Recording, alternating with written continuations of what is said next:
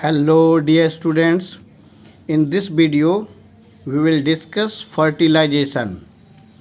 Fertilization is the union or fusion of the nuclei of male and female gametes, or simply we can say fertilization is the process of fusion of male and female gametes. As we all know that in flowering plants, the pollen grain is the male gamete and the ovule which is present inside the ovary is the female gamete.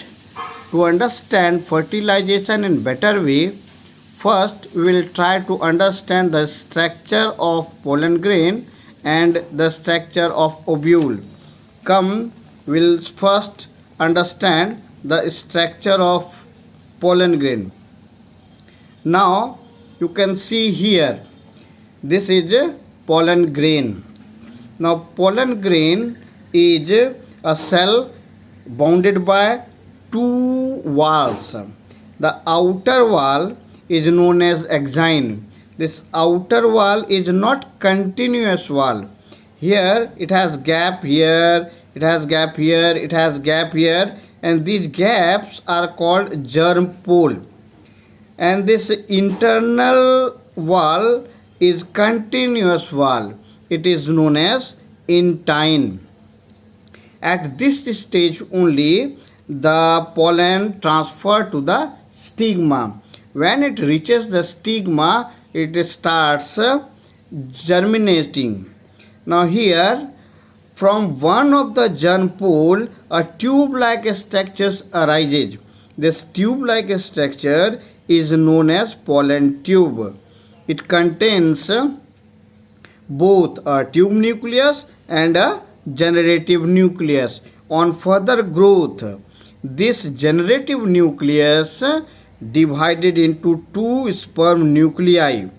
Here you can see two sperm nuclei and a tube nucleus. This tube nucleus is responsible for giving direction to the growth of this pollen tube, and these sperm nuclei are taking part in the process of fertilization.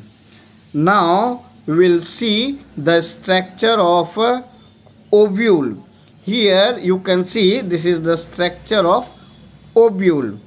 Here ovule is covered by two layers. This one is first layer, which is known as testa, and this one is the second layer, which is known as tegmen. These two layers, testa and tegmen, together known as integuments.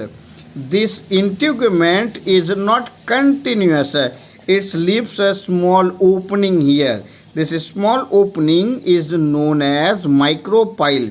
Through this small opening only, this pollen tube enters into the embryo sac. Just inside this integuments, there is a layer of food-laden cell. This is a food-laden cell. It is called nucellus. Nucellus is a food-laden cell and it is enclosed by integuments. Just inside this nucellus cell, this is a layer which is called embryo sac. This one is embryo sac. Inside this embryo sac, there are altogether 7 cells present. Here at the micropylar end, there are 3 cells. Out of these 3, 2 are synergetics, this and this, and 1 is egg cell. And the opposite side, opposite to the micropylar end, opposite side, there are also 3 cells, and they are called antipodal cells. And this is the central region. Central region is very large, so this one is a central cell. This central cell contains 2 polar nuclei. This 2 polar nuclei present in the central cell. Altogether total 7 cells are present inside this embryo sac. 3 here, 3 here, and 1 at the center. Now After understanding the structure of pollen grain and ovule, we'll try to understand the process of fertilization. Here, on the stigma, when pollen falls, it gets activated and starts germinating. It produces a pollen tube which passes through this style and enter into ovary, and on further growth it finally reaches the embryo sac. When it reaches the embryo sac, it bursts open and releases its two sperm nuclei into the embryo sac. And at this time, the tube nucleus degenerate. Now, among these two nucleus or sperm nucleus, one nucleus fuse with this egg cell to produce zygote, and one of the nuclei move forward, comes to the central cell and fuses with two polar nuclei.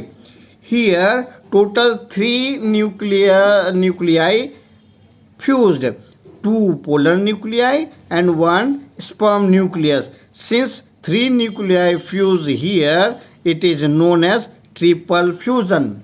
But altogether two fertilization are taking place inside this embryo sac, one with egg cell and the other one with two polar nuclei. So two fertilization are taking place inside this embryo sac, so it is called a double fertilization. In double fertilization, one sperm nucleus fuses with egg cell and the other sperm nucleus fuses with polar nuclei. Here one sperm nucleus fuses with egg cell to produce embryo, and the another sperm nucleus fuses with polar nuclei to form endosperms. After the process of fertilization, the petals, sepals, style and stigma wither and generally fall. In some plants, calyx or sepals may remain or not remain. These ovary and last to forms fruit, and the ovules present inside this produce or becomes seed. Ovary become fruit and ovules becomes seeds. So dear friend, hopefully you understood the process of fertilization in flowering plants. In our next video, we will take another topic. Thank you very much.